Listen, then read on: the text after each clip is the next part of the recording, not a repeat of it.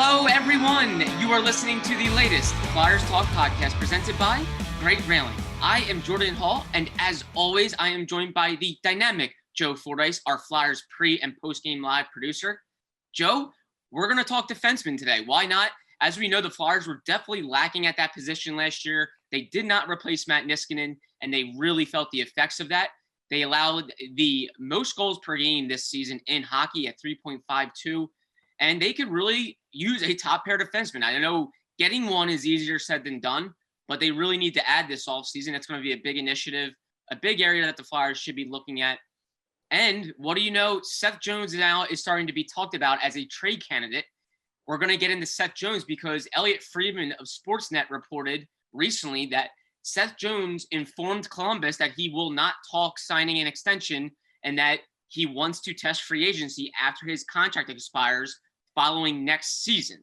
So Columbus now could be shopping Seth Jones because they know if they let him walk for nothing, that would not be good for them. They can get things for Seth Jones, 26-year-old defenseman, very good, righty shot, a lot of things to like. So the Flyers could be in on him.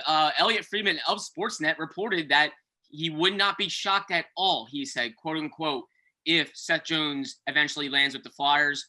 Joe Fordyce, what do you think of Seth Jones? Would you welcome him to the Flyers, even if it requires a decent package in return?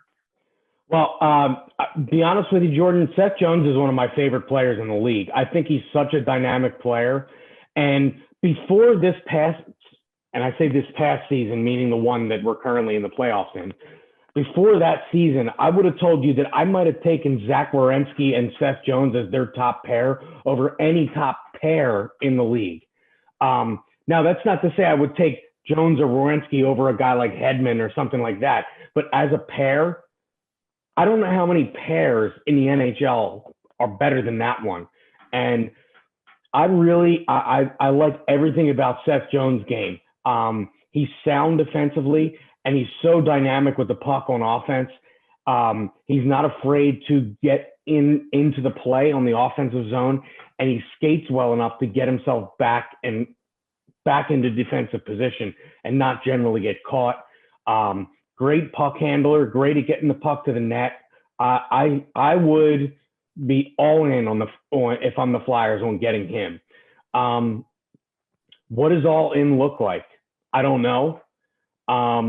It's tough to say because it seems like Columbus is in a bind here, right? So they're probably going to shoot for the Stars to start, but in the end, I mean, it's take what you get or lose them for nothing. They lost Artemi Panarin a couple of years ago for nothing. That team was in a playoff run. So a little bit of a different scenario here. The Blue Jackets just fired John Tortorella. I don't believe they've hired a coach yet, or am I wrong? No, they have not. Right? Yeah. They've not hired a coach yet. So, I mean, what's that system look like next year? Who's on the team? They traded Nick Foligno, a former captain of their team, this year.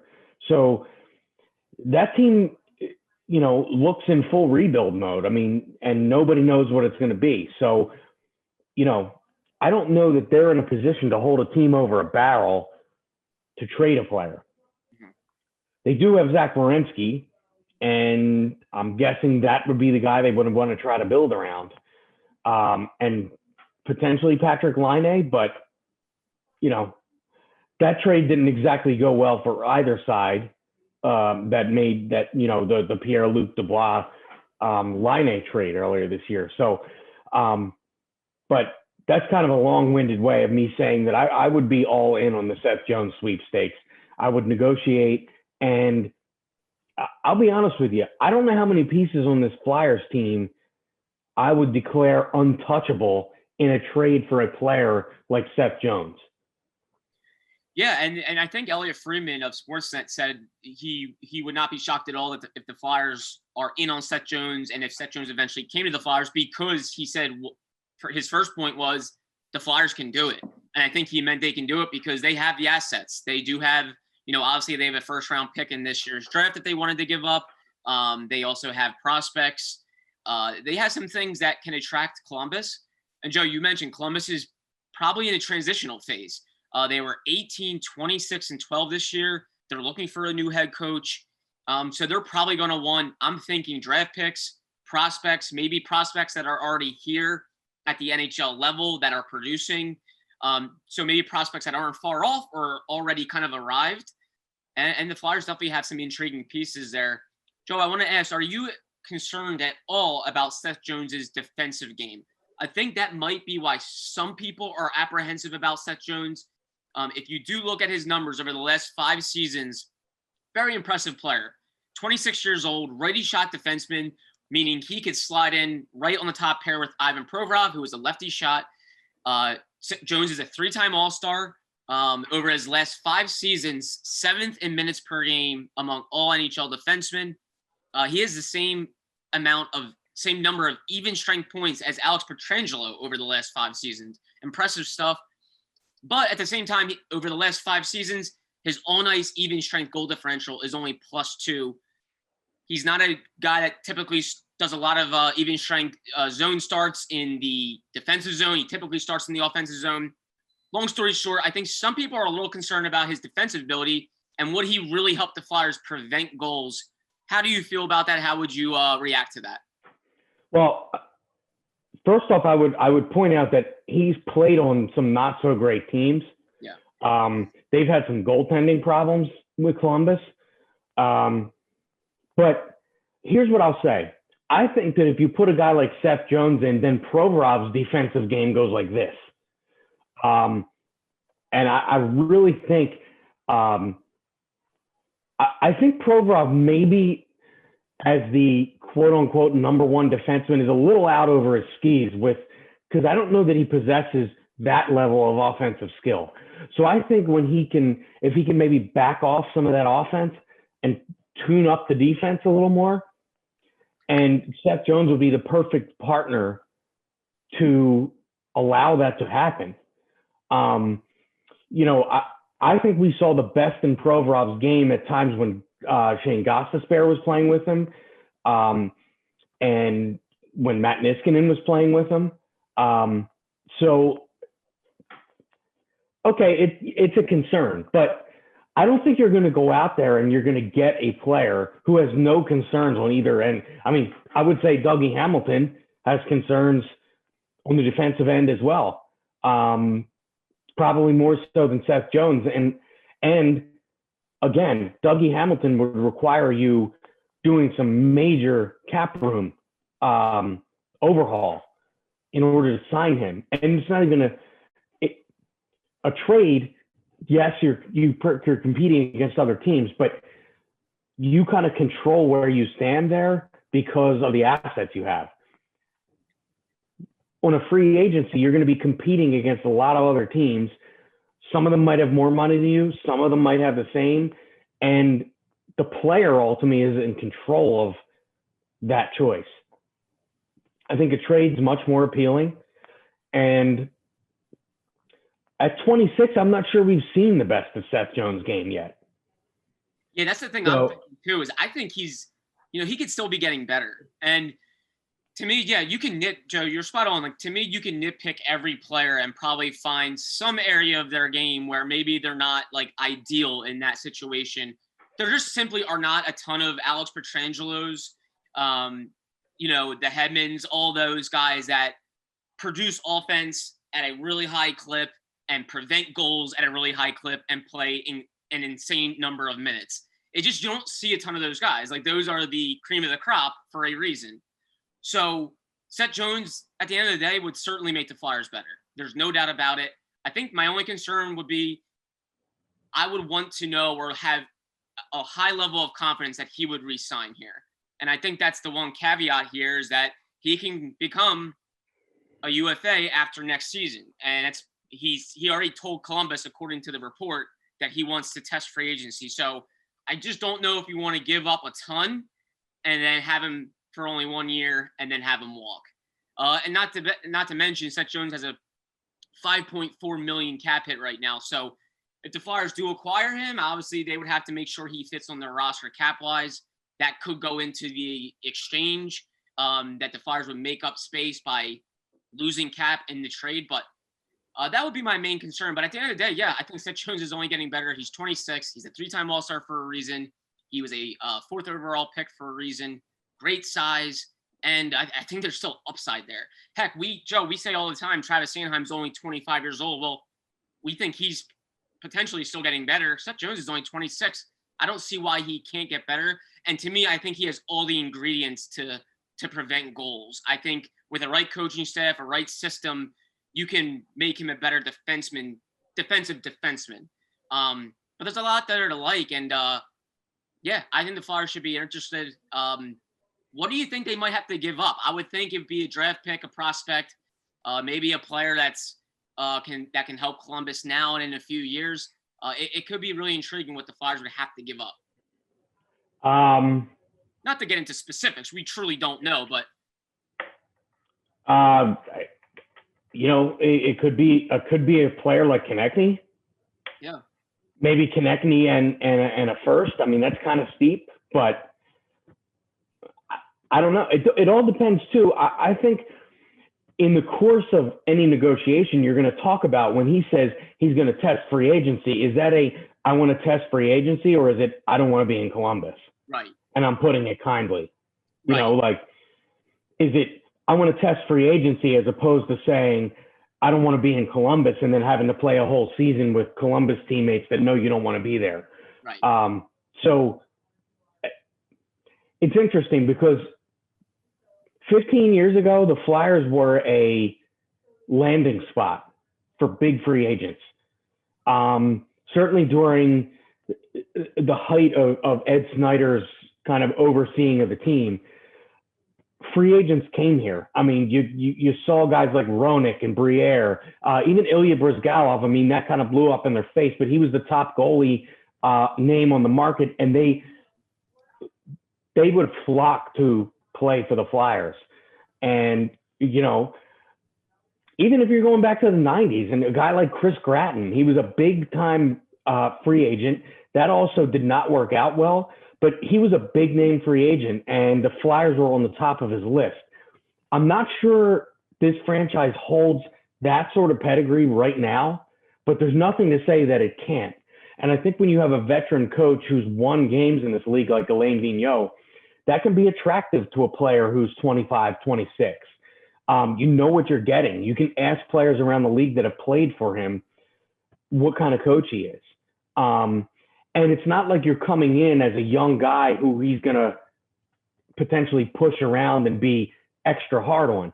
You're a guy with a specific resume, a resume of playing well, one of the, I would say 10 best defensemen in the league.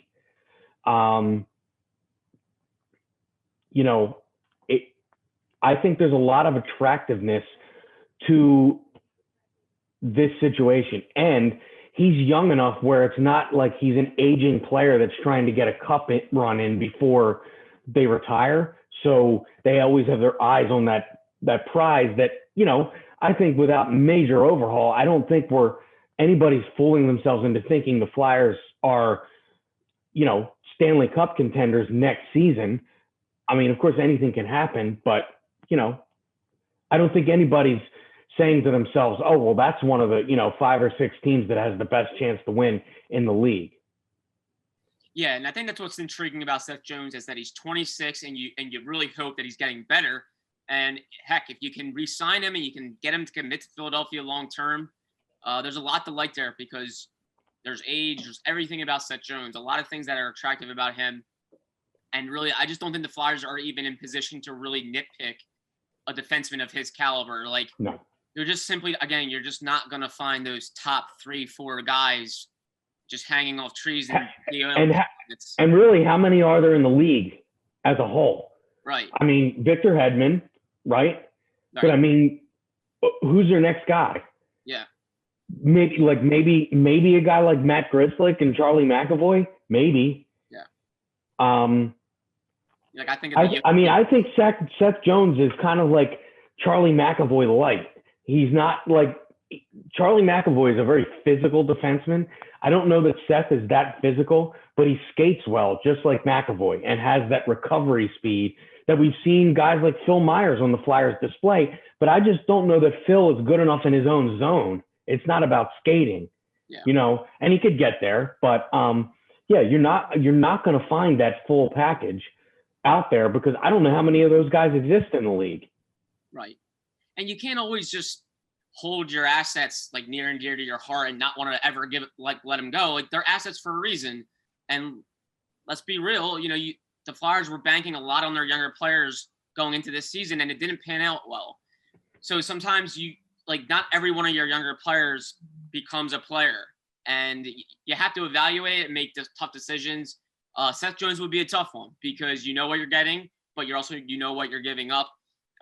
But as we know, the trade route could be a very attractive way for the Flyers to get better because of the tight cap, because of the flat cap era, how much they have to spend in free agency. The market might not even be that great in terms of free agent defensemen. So if you have a player that doesn't seem like he wants to be in Columbus and a team is going to be willing to shop him, I would think the Flyers are going to be peeking in on Seth Jones. And you know what's funny, Jordan? If you look at the history of this town with the two teams that are the two sports where the prospects are the big thing. Of course, that doesn't happen in the NFL really or the NBA. But, the Flyers and the Phillies, we've heard Philly fans are very familiar with having their prospects being over-talked and overhyped and then maybe them not delivering on the field. It's happened with the Phillies for years. We just saw it happen with the Flyers, particularly the end of Ron Hextall's tenure as GM here. All we heard about was these kids are coming, these kids are coming, these kids are coming. I mean, I'm not ready to write off the kids that he was talking about, but again, it's not like they all came in and they're all superstars. Like you said, you don't know what you have, and sometimes you have to take risks. I mean, find me a Stanley Cup champion or a champion in any sport that hasn't taken a risk that's paid off in order to get to the spot to win the championship. Yep. And to me, it would be a business decision in many ways too, because Flyers fans are frustrated. They're frustrated. I bet they're even contemplating wanting to come to games next year unless the team does something very big in the offseason, something to buy back in their excitement. Seth Jones and Ivan Provorov on your top pair, that will put butts in seats. That will get people excited. A young player that's already arrived and a name, I think it would do a lot for the city, the excitement. I think it would do a lot for Ivan Provorov too, knowing he's a guy of that caliber right on his side, because I think the Flyers were just lacking at defenseman this year, and we saw it. And we saw what a top pair guy can do for Ivan Provorov. Matt Niskanen improved what it can do. Absolutely. And I mean, this fan base right now, and I think very early on this podcast, we talked about what prospect we thought, and I had mentioned Morgan Frost because it's a guy that people heard about. This fan base is desperate for a guy that they can wrap their arms around and say, this is our guy that's not currently on the roster. Yeah. Yeah. A guy to go out and buy this guy's jersey and kind of come to games to watch that guy play. As you say, seats would be filled. And a guy that, of course, a guy like Sean Couturier is a guy like that. I'm talking about a guy that's not on the team currently, whether it be a guy in the minors who I don't really know who that is right now, and or a free agent or a trade piece. And this fan base is desperate to have a guy to wrap their arms around, and I think this would be a perfect sort of now assigning a guy like Dougie Hamilton would accomplish the same thing, but again, how are you making that work? Right. Flyers Talk is brought to you by Great Railing. Stop into Great Railing for the highest quality and lowest prices on all your railing, decking, and fencing needs. Out there, we mentioned Dougie Hamilton. That is certainly one. I will personally prefer Dougie Hamilton. Again, easier to say that than actually do it. Any other defenseman out there that intrigue you? If Seth Jones is not the guy, who would maybe be your top guy? It sounds like Seth Jones probably is for you. But any other defenseman you see out there that could be intriguing? Yeah, I think an intriguing thing would be if you were to land a guy like Seth Jones, maybe if you're able to clear up some cap space and bring in a guy like Alex Goligoski from Arizona, that Arizona, they didn't have a great season, but they had a solid defense core. I mean, they had Jacob Chikrin, Oliver Ekman-Larsson, and Goligoski kind of got lost in their top 4 defensemen. He had a good season. Yeah. And if you could get a Seth Jones in a trade and then maybe get a more affordable contract for a guy like Goligoski, I think that would be, that would be super beneficial, and you're helping a couple levels of your defense there. Yeah. Because I think Goligoski is a perfect second pair defenseman. So, that's a guy that I looked at, and, there's a few other guys out there. Some of them I think maybe a little past their prime. I believe Tyson Barrie is a free agent. I don't know. I think we've seen the peak of a guy like that. And the peak is he's very offensive minded. I don't know about him. I'm always wary of defensemen that have been on, a handful of teams in only a handful of seasons, because there's obviously something that's creeping up that coaches don't like and GMs don't like. So, and that generally would be, for a defenseman, you would think it would be a guy that's only playing one side of the ice. Yeah. So, yeah, Goligoski would be a guy for me that would be he wouldn't be a top choice. He would be like an in addition to guy for me. Yeah, and I think some other under the radar guys, Jamie Oleksiak, I really liked him at the trade deadline last year. He wasn't moved. He's a UFA. Again, not like he's not a Seth Jones. He's not a top pair guy probably, but an experienced guy, prevents goals. I think he brings physicality, which the Flyers really need. They need a presence, I think, back on the blue line too. We know what his length can do in terms of Oleksiak's game. He'd be cheap. He wouldn't be overly expensive. You can get him for a year or two, not have to commit to him super long term. You could say, hey, let's try to get him in here for a year or two, see if we can compete again, and then maybe we could part ways with him. So I like Jamie Oleksiak. I think he'd be solid.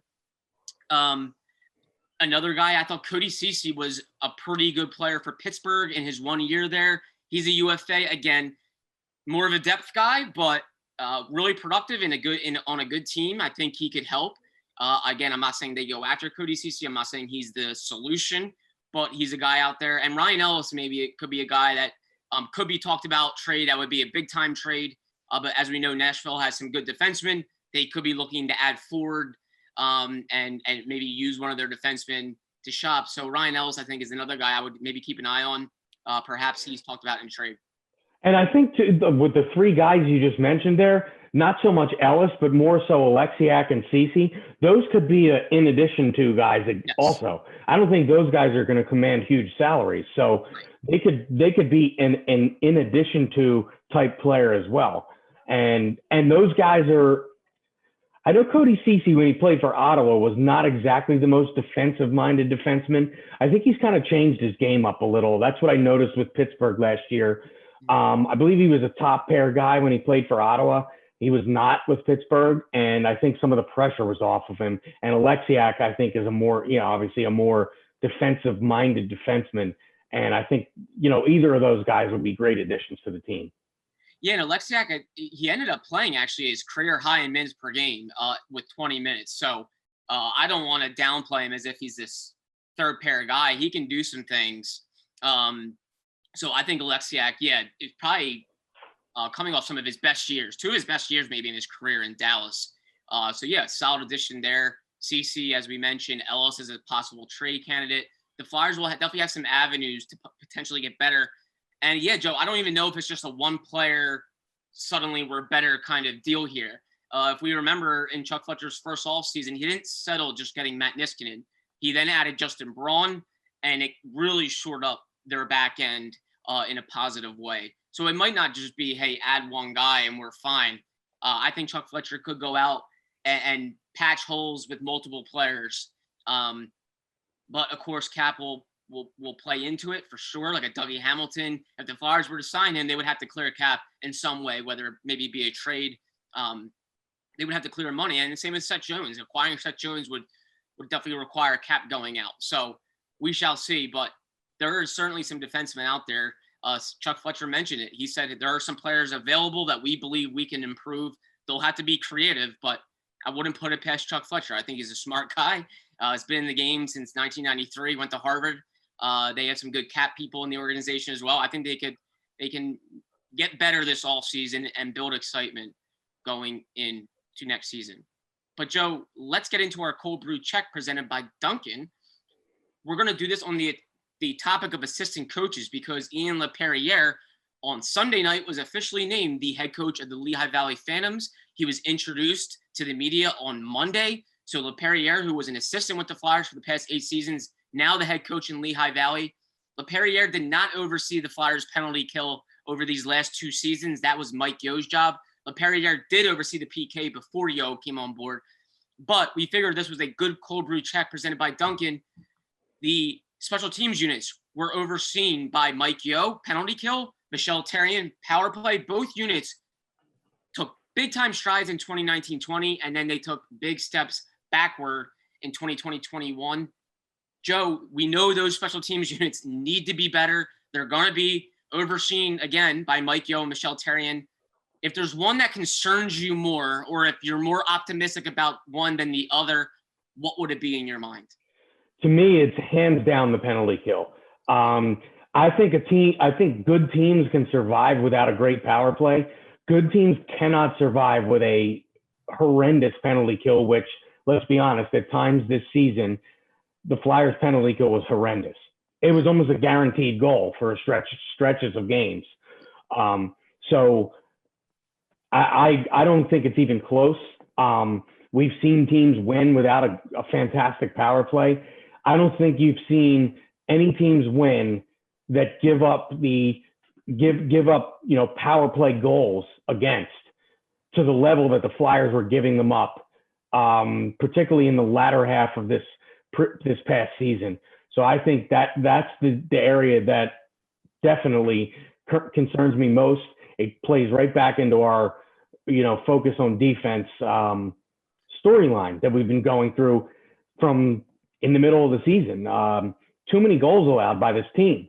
A lot of them were on the power play. So to me, it's the PK, and it's not close.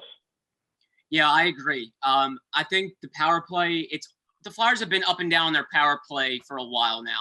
But as long as it's, average to maybe mid-tier above average, you can get by with that, and that's fine. And I think the Flyers have the personnel to score in the power play. Like, I don't doubt the Claude Giroux and the Jacob Voraceks. They have one of the better net front guys in the league in JVR. They have young kids like Farabee who are taking strides now in that unit.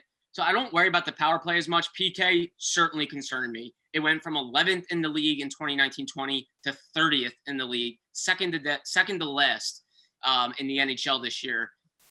They were just giving up goals at an alarming clip. And I think a lot of it was personnel driven. I just don't think they had the personnel really to go out there. I think they were trying to expect a lot of younger players to step up and kill penalties for the first times in their career.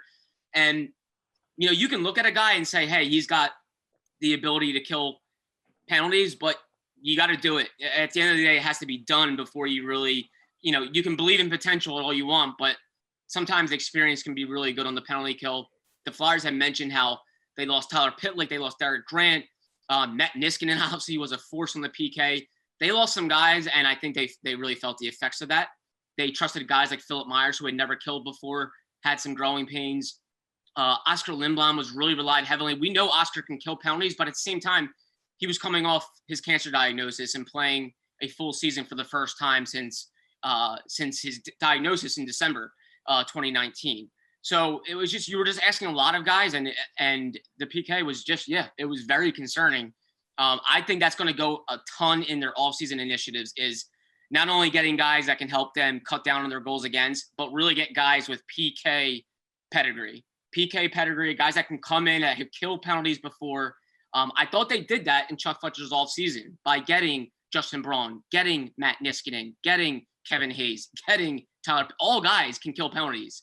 And it really made them a different team because, Joe, as you mentioned, if your PK is, bottom 5 in the league or even bottom 10, like, you're probably in some trouble. And the Flyers, not only were they bad at shorthanded, but they weren't good at even strength either. And it was a perfect storm, and it ended up being them allowing the most goals in the league. So, yeah, I'll have to say PK as well. Well, I would also say it can't be understated that Kevin Hayes was not the same player on the penalty kill this past season that he was in his first season with the Flyers. Now, whether that was the sports hernia or whatever the case may be, he was not the same player, and that had a huge effect on him. I brought it up several times on this podcast. How many times in his first season with the Flyers do you remember him grabbing the puck on a penalty kill and just ragging the puck and wasting time off the opposing team's power play? I don't recall it happening one time this past season. And, that's a huge deal. Yeah. That's your second, that's essentially the quarterback of your second penalty kill unit is Kevin Hayes. And he was huge last year, and he just was not the same player this year. So maybe health had something to do with that. And hopefully coming back, having the offseason surgery and a full training camp and those things, maybe he comes back and reminds us more of the Kevin Hayes from the first season with the Flyers as opposed to this last one. Chuck Fletcher mentioned, hey, we need to get help this offseason, and we're going to be creative in the way that we have to do it. But he also mentioned our in-house players have to be better too. And he's right. Not only the younger players needing to take strides, but also some of the key players here needing to be better and not taking steps back. Kevin Hayes is one of those players that the Flyers really need to be better next season. And as we know, he had sports hernia surgery this offseason. It went well, and he'll be recovering, and he's expected to be ready to go for training camp. A huge guy on their PK. The Flyers would love to see him look like the 2019-20 Kevin Hayes on that PK. That would go a long way in helping them climb from 30th to at least try to get like a mid-tier ranking there, or at least like in this early 20s of the NHL. I would say you'd want to be in the top half. If you want a decent shot of making the playoffs, you pretty much need to be in the top half of the league in your penalty kill. Yeah. Yeah, you really got to – you just can't – one, like the penalty kill, I think is two things. One, if you're a disciplined team and you at least keep yourself out of the box a good bit, then you don't have to rely on the PK too much. But if you do have to rely on the PK, you have good players that can do it shorthanded, can even keep the power play on its toes. Like Kevin Hayes was so good in that year one. He was such a threat the other way that you really make the opposing team's power play work and not get comfortable. And Kevin Hayes, 4 shorthanded goals in his first year, 0 this season. The Flyers will hope he's healthy and ready to go. And they're going to need some off-season additions to help with that PK, no doubt about it. That is our cold brew check presented by Dunkin'. This season, be sure to grab a cold brew for game time, because where there's hockey, there's Dunkin'. Well, Joe Fordyce, thank you so much. As always, great chatting with you. Fun all-season talk. I love talking about defensemen because I think there's some big names out there, and I think it just naturally gets people excited. You're thinking of how the team could look next season, and we're going to continue to talk about that on the Flyers Talk podcast as these playoffs continue and as the offseason continues. But, Joe, thank you so much as always. Ben Berry, a special thank you to our podcast producer as well. And Flyers fans, as always, thank you for listening to the latest Flyers Talk podcast presented by Great Railing. Wherever you get your podcast, please rate and subscribe, and we cannot wait to talk to you next time.